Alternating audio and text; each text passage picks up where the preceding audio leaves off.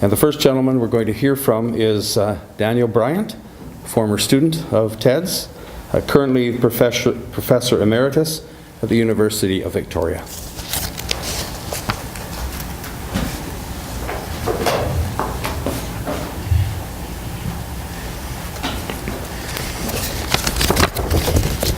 Thank you. I was asked to speak particularly about Ted's scholarship.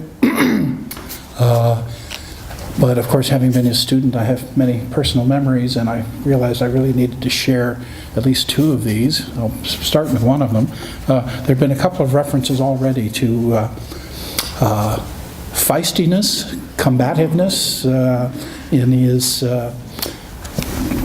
dialogues with his fellow scholars, and I should report that as his student, I've occasionally been approached by fellow linguists and scholars of the Chinese language at conferences and the like, who wonder that I appear to be untraumatized. Here, I must have spent a lot of time in the presence of Ted Pulleyblank, and I must have put forward some ideas and shown him work of mine and so forth, and I was unscarred.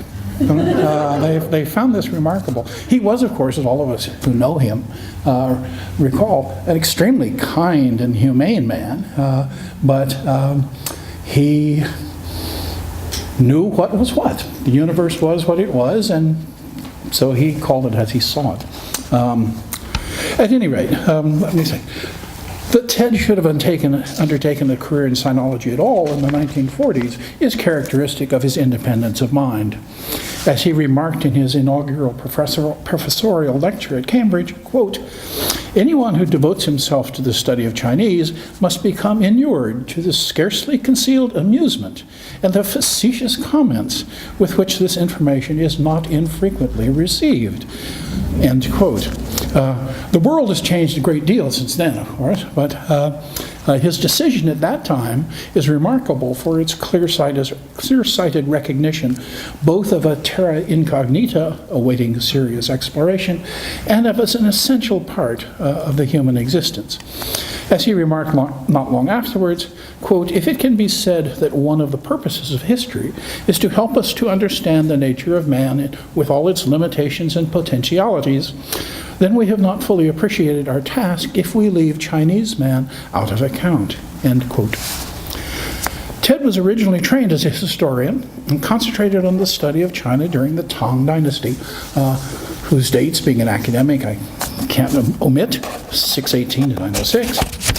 His dissertation and subsequent first book were on the background to the rebellion of An Lushan, an event of watershed importance for the Tang state.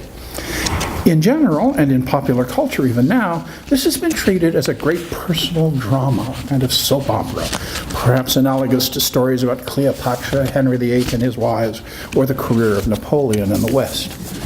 The story of the aging Emperor Ming-Huang, his entrancing young consort Yang Guifei, her perfidious brother Yang Guozhong, the ambitious Prime Minister Li Linfu, the eunuch Gao Lishi, and the uncouth and non-Chinese Frontier General An Lushan, has understandably fascinated Chinese audiences ever since, and Western too, for that matter. But Ted, quote, always the historian, never the mere erudite, end quote, as he said of another distinguished colleague, was interested in the real historical questions rather than in the personalities of particular players. As he said in connection with another Tang emperor of rather dubious capacity, quote, "Whether Dudzong was a fool or a wise man is not a question that interests me very much," end quote. Ted's interest was in the political, administrative, economic, and military conditions that made it possible for so great and powerful a state to be brought so low so quickly. He sought to know, and indeed discovered, the origins of these conditions and how they had evolved and interacted over the decades and even centuries leading up to the rebellion. This determination to get to the bottom of things is one of the things that marked Ted out as a scholar. At a time when most historians, both in China and in the West, treated the so-called dynastic histories as definitive unitary texts the first places you looked for information about pre-modern China, and often the last place people looked. He was among the first to recognize that these works were both composites, made up of layers of material, and didactic, intended both to judge the past and to guide the future. He devoted his first article to a detailed study of the multiple texts that underlie the dynastic histories of the Tang, using a later text whose commentary quoted directly from many now lost sources. This revolutionized the study, especially of Tang and pre-Tang historical sources, and hence of the history of medieval China itself. No one now undertakes the study of Tang or earlier China without first acquainting themselves with the origin and nature and layers of composition and so forth of material. He was one of the first to point out how this worked. Just as he dealt with traditions that stress personalities over processes, Ted had at the outset to contend with traditions, only partly scholarly, that had treated China as a kind of token in one or another kind of ambitious attempt to create a universal model for the evolution of human societies without actually engaging with the enormous body of Chinese testimony, in some cases without even consulting it at all.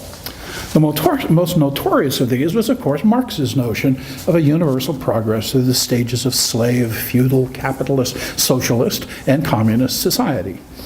Others included the Oriental despotism of hydraulic societies proposed by Karl Wittfogel, now almost forgotten, but for decades considered the most important rival to Marx as an analyst of social evolution.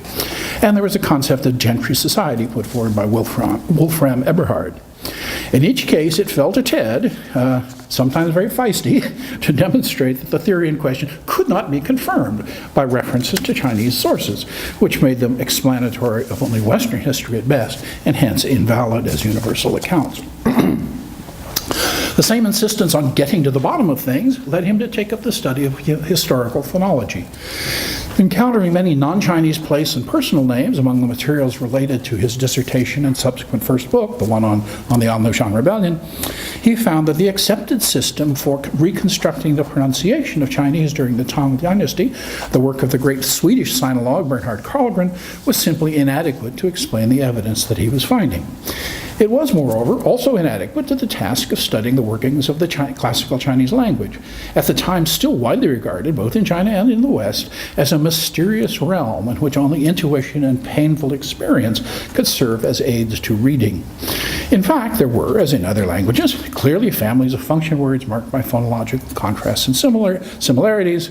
There were, as became evident eventually, a system of syntax, just as other languages have them, and so forth. But to analyze these would require a more accurate understanding of phonology than Karlgren's system could supply. One of the fundamental characteristics of Ted's work is that he always proceeded scientifically. That is, he regarded scholarship as a common enterprise being pursued by many, but with the common goal of finding out what explanation of the problem made the best sense.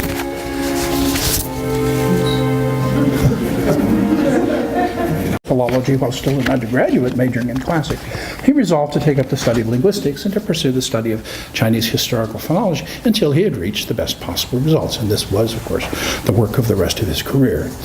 Brushing aside Karlgren's gruff and vocal displeasure, he persevered over decades, gathering new evidence of many sorts that Karlgren and others had ignored, and building a much more complete and reliable reconstruction, culminating in the publication of a series of works, Middle Chinese, his lexicon of reconstructed pronunciation, and also the outline of classical Chinese grammar.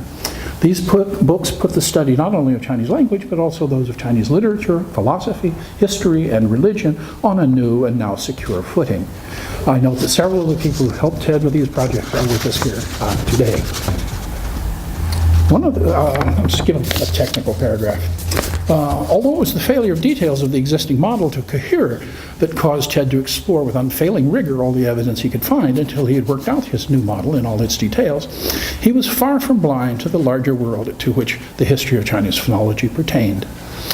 Just as he had addressed the big theories of China's place in the evolution of human society in some of his earlier work, Ted did not limit his work on historical phonology to Chinese and the languages with which it interacted directly, such as Japanese, Korean, Vietnamese, and the languages of Central Asia, but also pursued the implications of his findings about Chinese for more universal linguistic issues, such as the nature of vowel systems, the prevalence of dual patterning, and so forth.